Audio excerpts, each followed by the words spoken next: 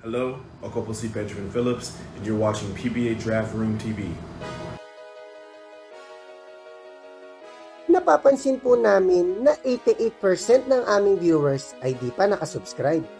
Kaya't kung nagustuhan niyo naman po yung video, bilang tulong lang sa aming channel, ay hinihiling lang po namin na pakipindot ang like, subscribe button at notification bell.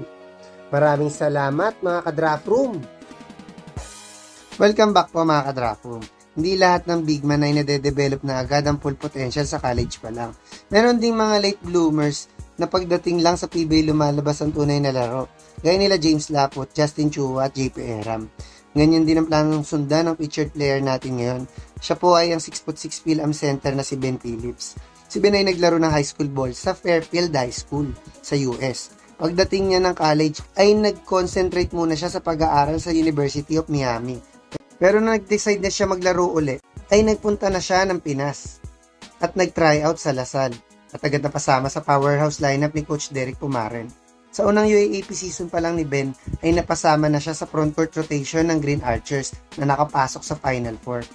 After ng kanyang rookie year ay naglaro siya sa PBA D-League para sa Ico Oil Lasal kung saan nakuha nila ang kampyonato. Saka sa kanyang second UAAP season ay naglaro din siya sa volleyball team ng Lasal na umabot sa Final Four. Dahil sa kanyang solid interior defense at outside shooting ay napasama siya sa Gilas na inilaban sa SEA Games 2023 na nakakuha ng ginto.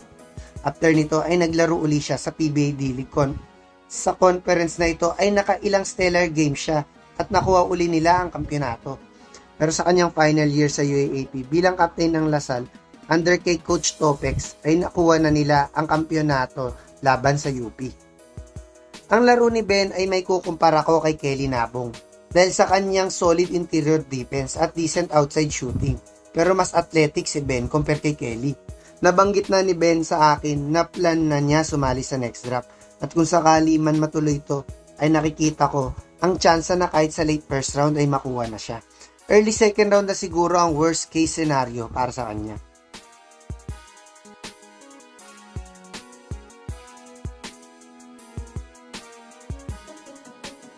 Hanggang sa susunod na lang mga ka-Draft Room.